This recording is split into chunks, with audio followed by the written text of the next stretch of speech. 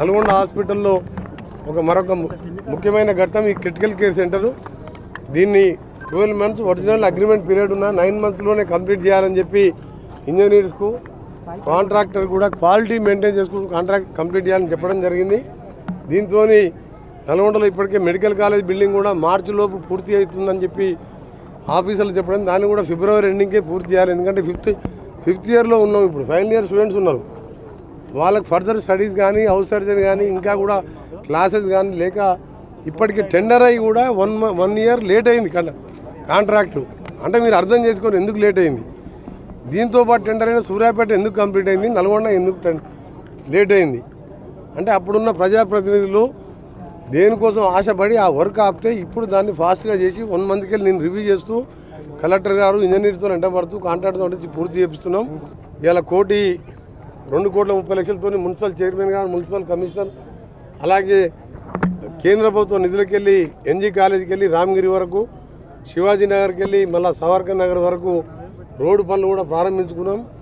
ఇవన్నిటికి తోడు ఈ ఇన్ఫ్రాస్ట్రక్చర్తో పాటు త్వరలోనే 700 కోట్లతో నల్గొండ చుట్టూ మర్రిగూడెం నుంచి ఈ ప్రాంతంకి వెళ్ళి 2 highways కలుపుకుంటూ 700 కోట్లతో నేషనల్ హైవేతో ఔటర్ రింగ్ రోడ్ కూడా 1 monthలోనే టెండర్ ప్రాసెస్ చేసుకుంటూ దాన్ని కూడా టెండర్ పిలిపించే కార్యక్రమంలో ఉన్నాం.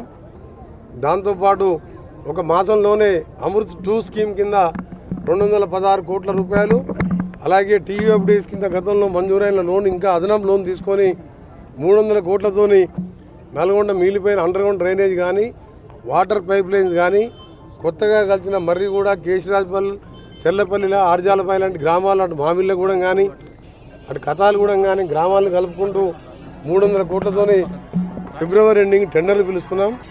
ఒకటే టార్గెట్ ఏంటంటే నల్గొండ కాన్స్టిట్యున్సీని వచ్చే 2-3 ఏళ్లలోనే ఒక మోడల్ కాన్స్టిట్యున్సీ. ఈ అభివృద్ధి కార్యక్రమాలన్నీ ఒకవైపు మామిళ్ళగూడెం సైడ్ పక్కకు గతంలో హౌసింగ్ బోర్డు కట్టిన దాని పక్కకు 50 ఎకరాల హౌసింగ్ బోర్డు ల్యాండ్ ఉన్నది. దాన్ని 50 ఎకరాలలో ఇండిపెండెంట్ హౌస్ ఇందిరా మిల్లు కట్టబోతున్నాం. కలెక్టర్ ఆఫీస్ పక్కకు గతంలో రాజశేఖర రెడ్డి ముఖ్యమంత్రిగా ఉన్నప్పుడు ప్రెస్ వాళ్ళ కోసం 10 ఎకరాలు క్యాబినెట్లో ఆమోదించుకొని ల్యాండ్ అలాట్ చేస్తే దాన్ని ఇప్పటి వరకు ముట్టుకోలేదు 10 ఏళ్ళు టీడీఆర్ తోడు. అక్కడ కూడా ప్రెస్ వాళ్ళకు ఆ 10 ఎకరాల తోడు ఇంకా కూడా కొన్ని 5-6 ఎకరాలు తక్కువ పడితే అందరు కెమెరామెన్ నుంచి మొదలు పెడితే స్టాఫ్ రిపోర్టర్ వరకు అక్కడ ఒకటే దగ్గర కాలనీ కట్టడం జరుగుతుంది. ఆ 10 ఎకరాలు కూడా వచ్చే వారం లేఅవుట్ స్టార్ట్ చేస్తున్నాం. 59 జీవో కింద అక్రమంగా పొందిన వాళ్ళ పట్టాలు కూడా రద్దు చేయడం జరిగింది. నల్గొండలో కబ్జాలు ఎక్కువైపోయినాయి కాబట్టి ముత్యాలమ్మగూడెం, ఎల్లమ్మగూడెం, మన వెంకటరమణ కాలనీ లాంటి కాలనీలో గతంలో నేనిచ్చి ప్లాట్లు ఇచ్చి ఇందిరమ్మ ఇల్లు కట్టిస్తే దాన్ని కబ్జా చేసాం. దాన్ని కూడా యథావిధిగా పేదలకు పట్టాలు ఇవ్వడం జరుగుతుంది. అందరూ ఇవాళ కేసీఆర్ ఆయన అంటున్నాయన మా కారు షెడ్డుకు పోయింది తప్ప సర్వీసింగ్ పోయింది తప్ప షెడ్డుకు పోలేని. నేనేమంటున్నానంటే షెడ్డుకు పోలే, సర్వీసింగ్ పోలే, ఇనుప సామాన్లు అమ్మే స్క్రాప్ షెడ్డుకు పోయింది. స్క్రాప్లో అమ్మేసినాం.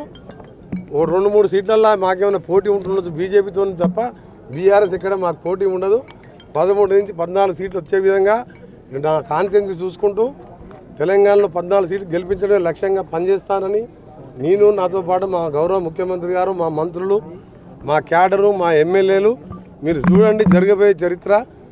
ఇవాళ 6 గ్యారంటీ మేము అమలు చేస్తున్నాం. అప్పుడే 7వ గ్యారంటీ ఏంటంటే ప్రజాభవన్. మా బట్టి విక్రమార్క గారు రోజు 10,000 మందిని కలుస్తున్నాడు. దాంట్లో ఉండే ఇంకో క్వార్టర్లో గతంలో రాజశేఖర్ ఉండే దాంట్లో మా సీతక్క ఉంటుంది. ఒక అడవి బిడ్డ ఒక దాంట్లో ఉంటుంది, ఒక క్వార్టర్లో ప్రజాభవన్, ప్రగతి భవన్. 10 ఏళ్ళు నాకు అవకాశం రాలేదు, నన్ను లోపలికి అనుమతించలే ఒక ఎమ్మెల్యే ఎంపీని. ఇవాళ రోజు 10,000 మంది వస్తున్నారు. ఒక దళితుడు ఉప ముఖ్యమంత్రి అదే నివాసంలో కేసీఆర్ గారు ఉండే నివాసంలో ఆ భవంతిలో ప్రగతి భవన్ అనే రాజమహల్లో రోజు 1000 మంది అభాగ్యులు ఇప్పటి వరకు 1 కోటి వినతి పత్రాలు ఇచ్చిండ్రు. సెక్రటరియట్కి నేను వెళ్తే నా ఛాంబర్ దగ్గరే 4-5 వేల మంది ఉంటున్నారు. సెక్రటరియట్ నిండా 20,000 ఉన్నట్టు. ఇది తెలంగాణలో కాంగ్రెస్ ప్రభుత్వం ప్రజాప్రభుత్వం నిరూపించుకునే ఇది ఉదాహరణ. అందుకనే నెల రోజులకే ఉలికిపడద్దు కేటీఆర్, హరీష్ రావు. మీ కారు మొత్తం కూడా స్క్రాప్లో అమ్మేసినాం. అప్పుడే ప్రజలే అమ్ముకున్నారు. మీరు దోచుకున్నదంతా కూడా ఒక్కొక్కటి యాదాద్రి ప్లాంట్ మననే నేను డిమాండ్ చేసి అసెంబ్లీలో సాక్ష్యాధారాలు పెడితే మా ముఖ్యమంత్రి గారు సిట్టింగ్ జడ్జితో ఎంక్వైరీ చేసిండ్రు. అందులో ఒకరిద్దరు ఉన్న గెలిచిన ఒక ఎమ్మెల్యేకి కాస్త నల్గొండ జిల్లాలో గెలిచిన ఒక ఎమ్మెల్యే జైలుకి పోతాడు.